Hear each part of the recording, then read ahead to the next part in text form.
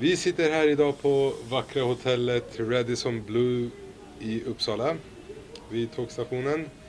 Och vi har en kille här, fotbollsspelare, duktig sån, med förflutet i Unik, heter Haris Bajramovic.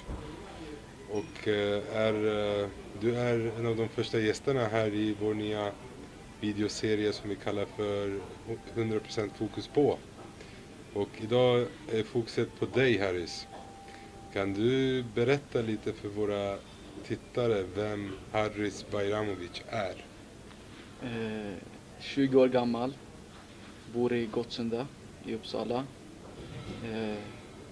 Har spelat fotboll väldigt länge nu och är något som jag älskar att göra. Om vi kollar till ditt fotbollsspelande som spelare, vad skulle du säga att dina styrkor är som fotbollsspelare? Jag tycker att jag är en vinnarskalle. Jag är väldigt målfarlig. Har ett spelförståelse och som jag sa tidigare, jag vill hela tiden vinna, så vinnarskallet har jag med mig. Eller om vi säger så här, har du några svagheter? Saker som du skulle vilja förbättra? Svagheter kommer alltid att finnas. Något som jag tycker att jag borde träna på, som är bra att ha med sig, det är att vara psykiskt stark och fysiskt stark. Att kunna vara mentalt förberedd för hinder och även för framgångar. Men ja, det är något som jag måste träna på. Hur började du din fotbollskarriär? Jag började i Unik när jag var 6-7 år gammal. Då kompisarna samlades från gården. Vi gick tillsammans till Unik-träningarna nere på Jeepen. Och där spelade vi och hade kul, och sen har det bara fortsatt så där. Vad betyder Unik för dig? Väldigt mycket. Det är min moderklubb. Jag har spelat där väldigt länge.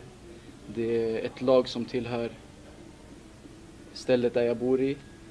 Och det är ett lag som man alltid har följt, oavsett om man varit spelare eller publik, så väldigt mycket. Om jag säger August Söderman, vad säger du då? Minnen. Jag har alla mina minnen från August Södermans väg, eftersom att jag har bott där hela mitt liv och mina kompisar är uppvuxna där och de bor där, och vi har alltid spelat fotboll där. Vi har en speciell grusplan som låg framför gården, och det var där vi tillbringade de mesta delarna av vårt liv. Finns planet kvar idag? Den finns inte kvar, de har börjat bygga fräscha nya bostäder. Så. Du spelade med Unik förra säsongen och Unik trillade ur division 3 som många vet. Spelar du kvar där idag? Nej, jag är just nu U-kultspelare. Om vi tittar tillbaka, varför tror du Unik ramlade ur 3? Det är svårt att säga något specifikt sådär, men jag tror att man har känt av att det kommer gå lite sämre än vad det har gjort tidigare. Vi har tappat många spelare, vi har haft duktiga tränare som har lämnat oss. Den här kärleken som det fanns förut, den här passionen att vilja lyckas inom fotboll, att vilja ta klivet upp.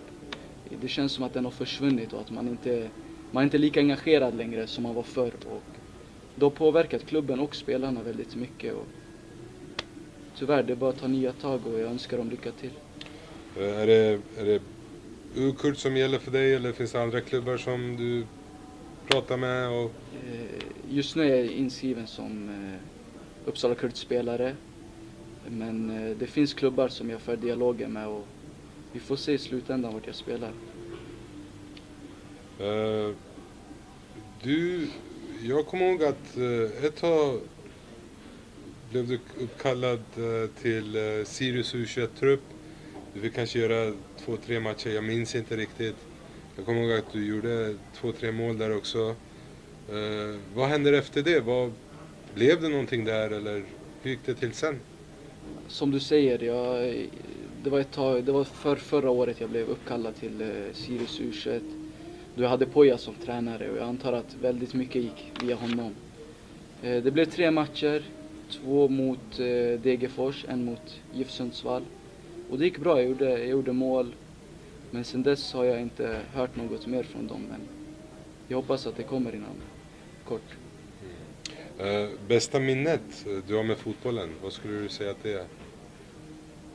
Jag har många fina minnen i fotboll, men ett som är verkligen på topplistan, det är när vi mötte Ängby borta division 3 för några år sedan. Och jag satt på bänken, var ganska sur över att jag satt där. Men sen så bad tränaren mig att men förbered, du ska in, du ska spela. Så jag klev in och ställningen var 0-0 och jag fick avgöra matchen med matchens sista spark i den 93:e matchminuten. Och jag kommer ihåg att tränaren sprang in och spelarna sprang mot mig, och det var väldigt glada scener som jag kommer bära långt in. Vad gör Harris när han inte spelar fotboll? Vad har du för fritidsintressen? Spela spel, umgås med vänner, ta långa promenader och lyssna på musik. Vem är din favoritspelare och varför? Zlatan, helt klart. Jag menar, de målen man får se honom göra, den karaktären han är, den vinnarskallen han är, vinna titlar, och på något sätt så kommer vi från ett liknande område. Jag menar, han är från Rosengård och vi är från Gottsunda, och jag har föräldrar som har utländsk bakgrund och det har han också, så jag känner igen mig i honom. Vad är det snyggaste du har gjort på plan? Det måste nog vara en cup som vi spelade i min förra skola, då vi hade en finalmatch och målvakten kastar ut bollen till mig som jag tar emot med bröst och jonglerar förbi 2-3 spelare. Och sen driver jag fram med bollen och skjuter upp den i hörnet med vänsterfoten. Så det är nog ett av de finaste jag gjort. Du är ganska omtyckt person i Gottsunda när man pratar med ungdomarna där. Vad är anledningen? Varför tror du det är så? Jag vet inte.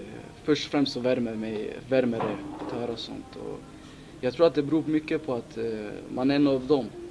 Jag är själv därifrån och bott där väldigt länge. Och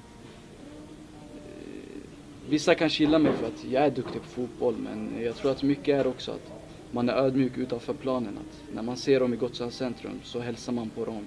Man är gärna med och spelar fotboll med dem på fritiden. Man pratar mycket och jag tror att många uppskattar sånt. Om du skulle beskriva dig som spelare med 3 ord, vilka 3 ord hade du valt? Vinnarskalle, målfarlig och envis på ett bra sätt. Nu ska du få svara på 5 snabba frågor. Korta, snabba svar. Så får vi se vad det leder till. Om jag säger Nike eller Adidas? Då säger jag Nike. Bästa laget i Europa? Juventus. Favoritbil? Lila Diablo. Som Zlatan? Yes. Favoritfint? Överstegsfinten. Din största dröm? Spela inför en stor publik. Tack. Och vi ska runda av här, Harris. Om du kunde nå ut med ett budskap till alla ungdomar, vad skulle det vara? Det måste nog vara att även om man stöter på hinder på vägen mot sitt mål, så måste man ändå komma ihåg att man har en tro och att man har en vilja att lyckas göra något. För, till exempel jag har ett mål att bli fotbollsproffs. Och även om jag stöter på hinder så ska man inte lägga sig ner och ge upp, utan det ska motivera en att fortsätta. Och jag hoppas att alla ungdomar fortsätter sin dröm oavsett hur det går på vägen dit. Och det här är sista frågan. Vad tycker du om 90 minuter Uppland? Jag tycker om 90 minuter Uppland eftersom att de erbjuder chansen till olika fotbollsspelare att synas.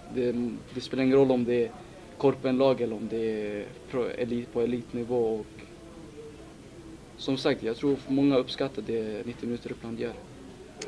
Tack så mycket Haris för att du ville vara med. Det här var 100% fokus på Haris Bajramovic för den här gången. Tack. Tack så mycket Haris. Tack. Lycka till i foton.